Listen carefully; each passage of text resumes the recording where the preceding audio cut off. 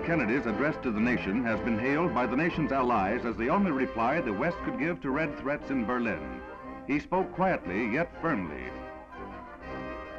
Good evening. 7 weeks ago tonight, I returned from Europe to report on my meeting with Premier Khrushchev and the others.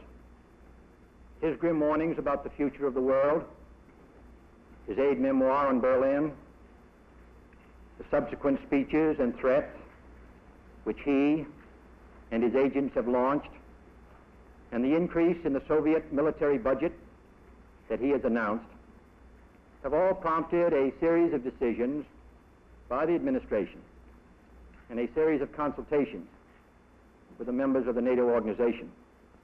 The immediate threat to free men is in West Berlin, but that isolated outpost is not an isolated problem. The threat is worldwide. Our efforts must be equally wide and strong, and not be obsessed by any single manufactured crisis. We face a challenge in Berlin, but there is also a challenge in Southeast Asia, where the borders are less guarded, the enemy harder to find, and the dangers of communism less apparent to those who have so little.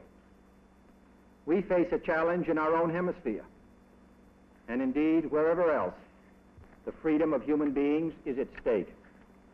The world is not deceived by the communist attempt to label Berlin as a hotbed of war. There is peace in Berlin today. The source of world trouble and tension is Moscow, not Berlin.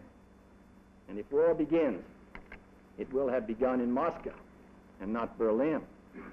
For the choice of peace or war is largely theirs, not ours.